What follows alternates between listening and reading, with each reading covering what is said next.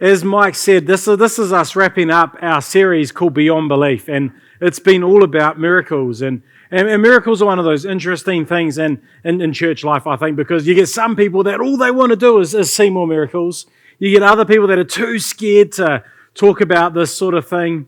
And then the reality is all of us, I think, no matter where you are in your faith journey, even if you're not a person of faith, I bet there's been a moment in your life where you've cried out, and you might not have even known who you cried to. Just, hey, if you exist and you're out there, I need a miracle, because we kind of want them.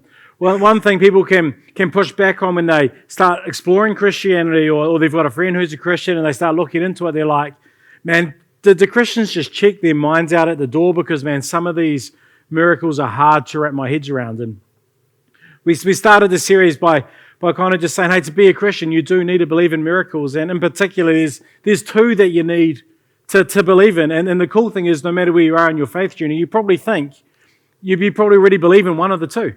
Because when the first one is just the creation of the earth or the universe in which we live. That almost by any standard, how that was done was miraculous, because some things come from nothing, orders come from chaos. That's miraculous. The second one, if you're going to be a Christian, is you've got to believe that Jesus was resurrected from the dead. And the cool thing is, if you believe that, it really does open up the door to allow you to believe in all of the other miracles. And as we've gone through this series, we've looked at how the miracles, they're glorious, but they're infuriating. They're glorious because when you hear them or you see them or you read about them, it's like, wow. But then it's infuriating because we've all been in that place where we've been praying for one and we can't seem to get the miracle that we're after. And so they're glorious, but they're infuriating. We said that at the end of the day, miracles are done at God's discretion in order to serve God's purposes. And we said that the God of Christianity, that God isn't so weak that we can twist His arm into giving us the miracle that we want, nor is He so naive that we can manipulate Him or trick Him into giving us the miracle that we want. If God was that weak that we could twist His arm, or He was that naive that we could trick Him, He wouldn't be a God worth following, would He? Because He wouldn't be as powerful as you. So that would just be crazy. And we talked over the last couple of weeks about times where God would step in and do a miracle here, but not here. That in one case, one of His followers was in prison and God miraculously broke him out. Another time, one of His followers was in prison and he ended up getting killed. It's infuriating. Why does this work? And today I just want to wrap this series up by just sharing a few more thoughts around miracles to help us understand this as best we possibly can. And the first one's this, is that miracles are a preview. Miracles are a preview of what God is going to do. When Jesus healed the blind and the lame, He wasn't being compassionate or simply being compassionate. He was demonstrating what the world would look like when God's kingdom fully arrives. These miracles were coming attractions of the new creation. There's the sense in Christianity of the already, not yet. There's the already, but not yet. God's kingdom is already present through Jesus, but it's not yet fully realized. And to illustrate this, I want you to think about, maybe you've watched the TV show Grand Designs, or The Block, or something on TV where there's a big renovation project going on. And so this is how the house looks, this is how the flats look, this is how things currently are. But what they'll often do near the start is they'll take you to like a computer design graphic of how it's going to look. And it's like, hey, that's what this is going to look like eventually, but this is here. And you kind of know by the time the show finishes that it's going to get there, but you're living in this, like, it's kind of done, but we're not there yet. We're not there yet. We've still got to live through all of the process. And that's kind of what it's like. Jesus' miracles are like those preview illustrations. God showing us some of the aftershots of what creation will look like when He finishes his cosmic renovation project. But we're still living in the construction phase. Most days we're dealing with dust, noise, maintenance, all that sort of inconvenience. And occasionally God will just install a preview feature. Someone gets healed, a relationship's restored, provision comes seemingly out of nowhere and we get a glimpse of the finished work. This explains why sometimes a person we know might experience a miraculous healing while someone else doesn't. It's not about worthiness or faith levels or God playing favorites. God's giving strategic previews of the coming kingdom, not a full-scale rollout. The miracles we see today are samples of what everyone will experience when Christ returns and makes all things new. This means the absence of a miracle in your life doesn't mean God has forgotten you or that healing won't come. It means that you're still waiting for that full renovation to be complete. But the preview miracles happening around us are God's promise that the work will be finished. And when it is, every tear will be wiped away. Every broken thing will be restored. So when it comes to seeing the miracle of healing, I've heard it this way, that God always heals. He always heals.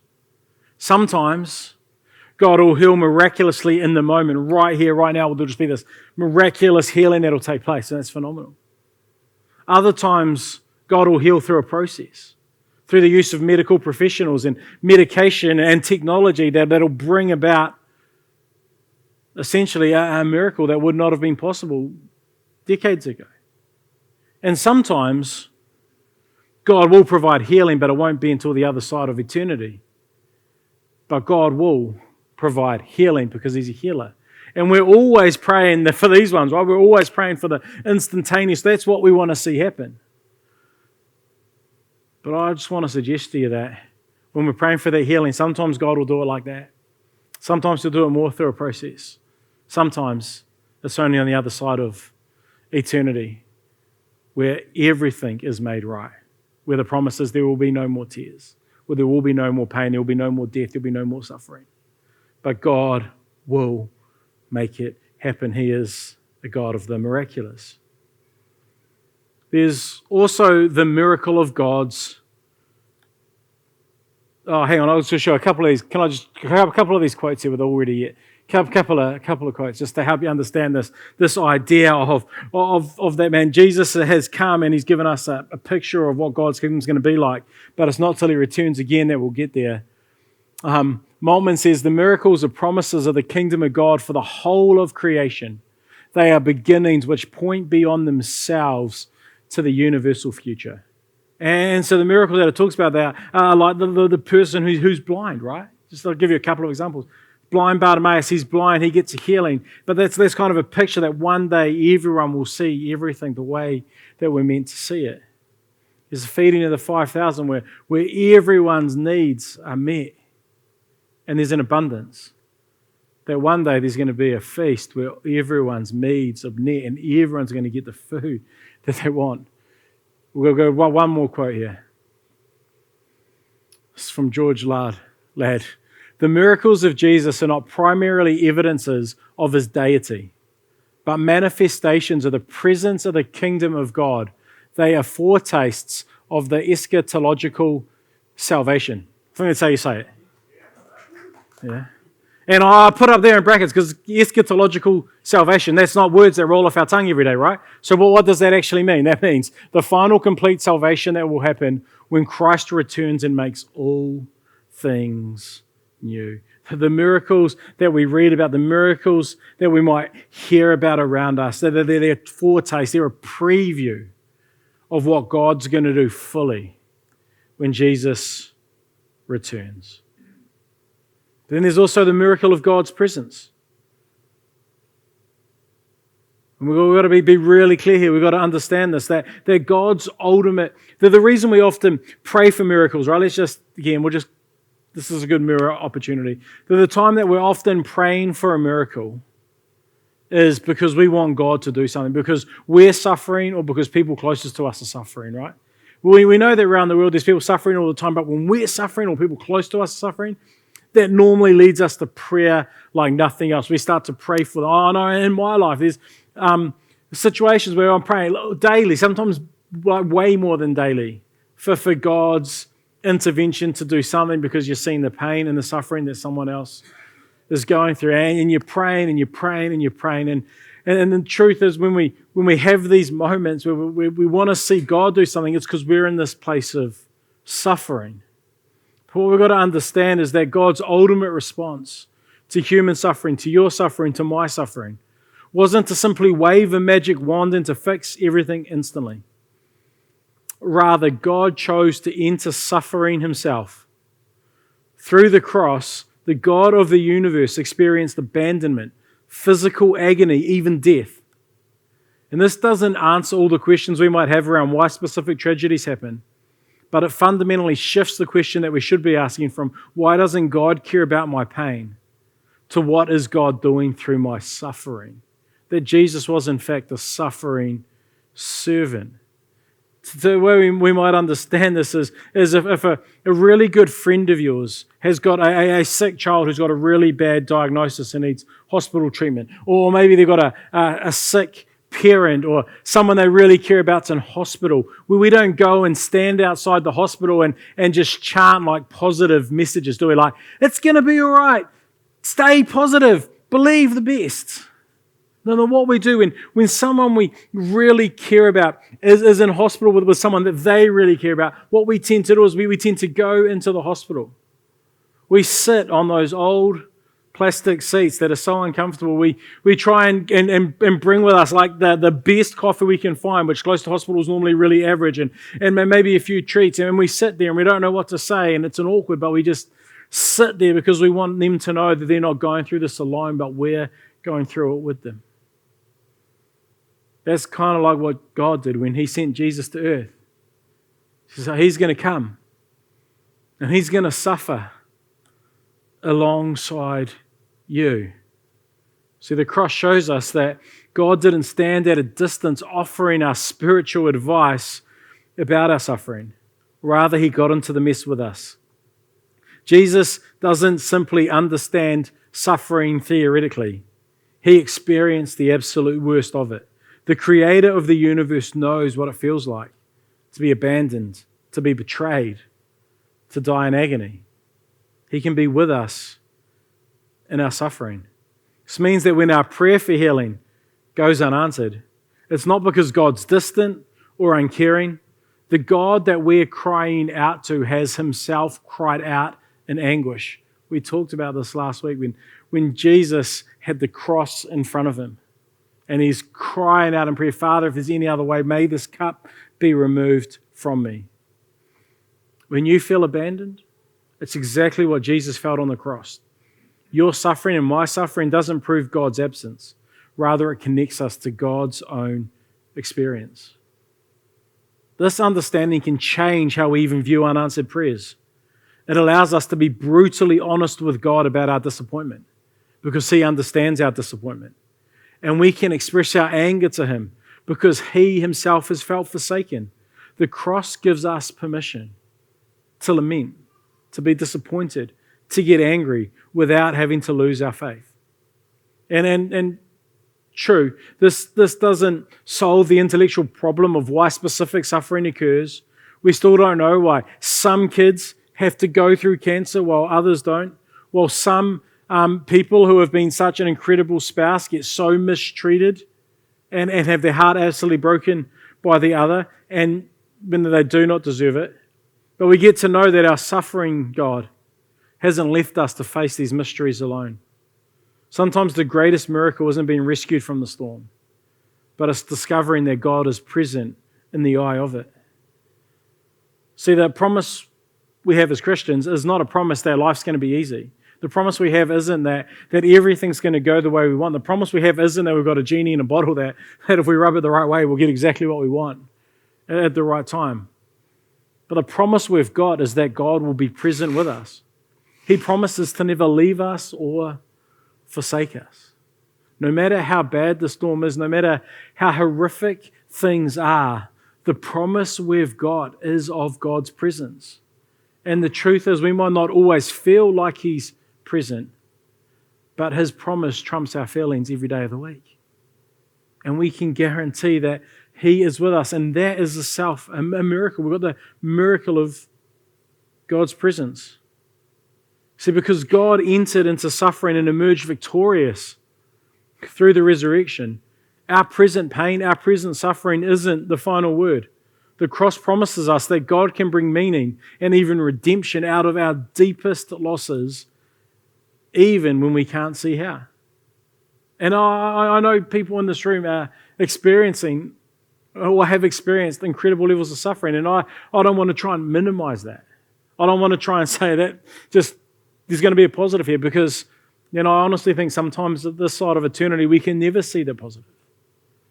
But what I do want to remind you is, no matter how bad things are, no matter how difficult things are, God is with you, and He will not leave you, and He has not left you, and He will not abandon you, and He has not abandoned you. As we've been going through this series, I've been telling the story of someone I've been calling her Joni, because when you read her name, it's spelled Joni. And I've never met Joni, but I was politely told that her name's actually not Joni. Her name is Johnny. She was named after her dad, so I'll try and correct that as I read some of the final part of her story today. But to catch you up, in case you've missed where we've been in this series, that Johnny was a teenage girl, very athletic, popular, life was looking good for her. One day she dove into a lake. It was a lot shallower than she thought. She hit the bottom and became a quadriplegic on the spot. As a result of this, she was asking God to heal her. She was going along to faith healing meetings, believing that she was going to be healed, but she never got the healing she was looking for. And we talked about how things have been going for her, and then this is where it lands. So let me wrap up the story here. It says, the transformation in Johnny's perspective didn't happen overnight. It came gradually through small revelations and quiet moments of grace that slowly rebuilt her understanding of what it meant to have faith in an all-powerful God who doesn't always use His power the way we expect. The turning point came when Johnny stepped forward, or when Johnny stopped focusing on what God wasn't doing and began to notice what God was doing. She realized that while her body remained paralyzed, her soul was being healed in ways she had never imagined. The desperation that drove her to prayer each morning wasn't a sign of spiritual weakness. Rather, it was a gift that kept her constantly connected to her source of strength.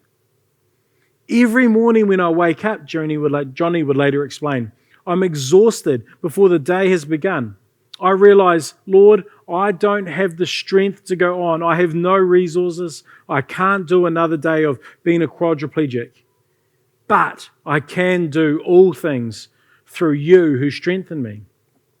She began to see that her wheelchair wasn't a barrier to God's plan for her life. It was part of it.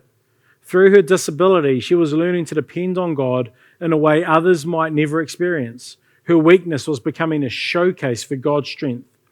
More importantly, Johnny discovered that she could help others in ways that an able-bodied person never could.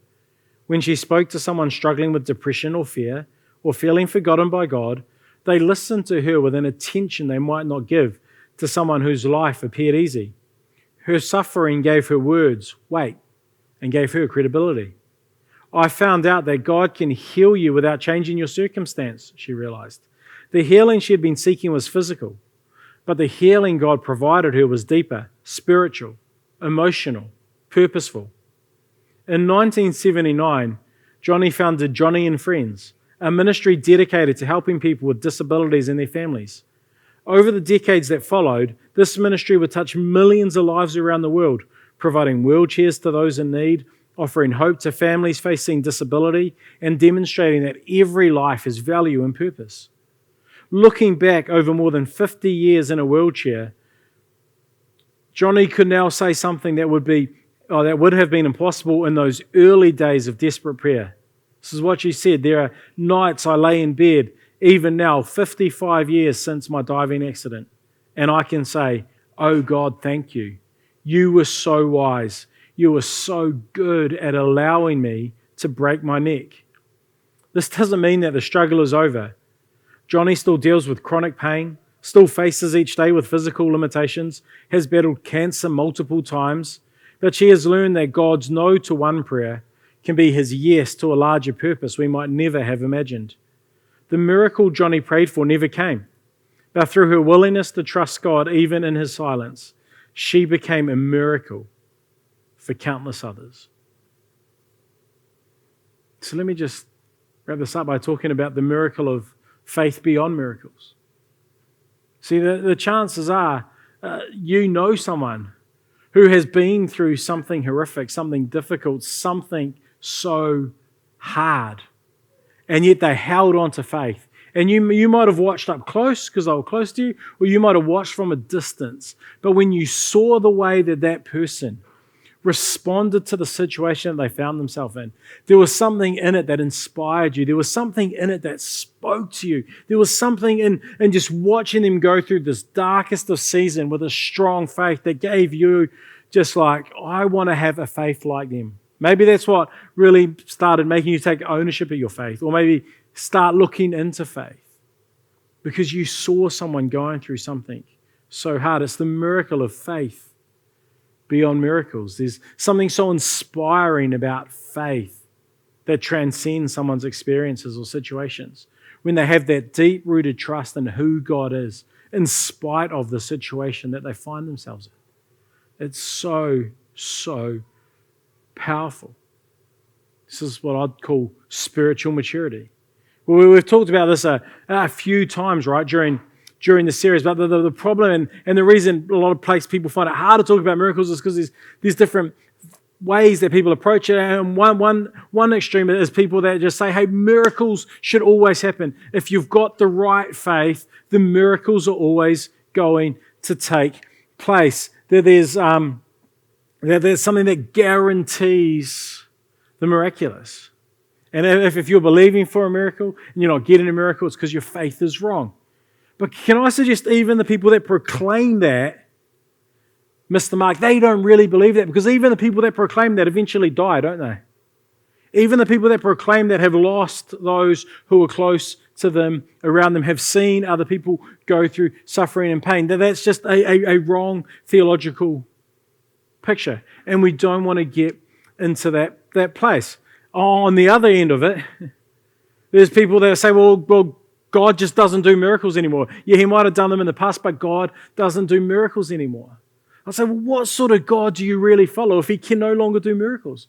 Who are you really following if He's not beyond us, if He can't do things that we can't do? He's not really God. He's not really powerful, is He? No. I think there's something crazy about that. Well, what's really interesting is we see Jesus perform a whole lot of miracles. We even talked about them in a series earlier this year, Eyewitness. We went through 7 miracles that John outlines. And in that series, John called them signs, not miracles. Why? Because it's a foretaste of what's coming. But there's three times where Jesus is asked to perform a miracle and He doesn't. I'll quickly show you them. In Matthew 12, where we're told this, one day some teachers of the religious law and Pharisees came to Jesus and said, Teacher, we want you to show us a miraculous sign to prove your authority. So Jesus, we want you to do something miraculous so we know that you are God. And Jesus replies, only an evil, adulterous generation would demand a miraculous sign. The only sign I will give them is the sign of the prophet Jonah. He says, I've already done the miraculous. You can hear about it. I'm not going to do it to somebody because you're asking. In Mark 8, when the Pharisees heard that Jesus had arrived, they came and started to argue with Him, testing Him. They demanded that He show them a miraculous sign from heaven to prove His authority. But when Jesus heard this, He sighed deeply in His spirit and He said, why do these people keep demanding a miraculous sign? I tell you the truth, I will not give this generation any such sign. John 6, after Jesus performed a miracle of feeding 5,000 people, the crowd asked Him, this is crazy, right? He's just fed them. The crowd asked Him, what sign will you perform so that we may see it and believe you? What we're told is earlier Jesus had just said to these people that they were seeking Him not because they saw signs, but because they ate loaves and were satisfied. These people were following Jesus. They wanted to be close to Jesus, not because of who He was, but because of what He could give them. So that's not good. If we're going to have a faith beyond circumstances, it means trusting in God's ultimate victory over evil and death, even when things aren't going the way that we wanted. This kind of faith requires us to grow up spiritually. It means releasing our demand that God prove himself to us through constant miraculous interventions while remaining genuinely open to his surprising work in our lives. It's the difference between spiritual entitlement, God owes me this miracle, and spiritual maturity. I trust God's goodness even when I don't understand his timing. See, this provides us a huge amount of freedom. Because when our faith isn't dependent on us getting miracles, we're free to be honest about disappointment without losing hope. We can grieve unanswered prayers while still believing in God's goodness. We can acknowledge that life is hard while maintaining that God is still worth trusting. Some of us, we need to give our unanswered prayers and release our spiritual bargaining before we can embrace this mature faith. Others, we need to stop using God's apparent silence as an excuse to avoid commitment to him altogether.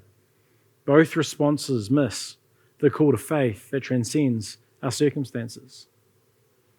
As we finish up the series, I want to invite the band up because we're going to sing a song, and it's called I Surrender. And I just want to encourage us to be people who surrender.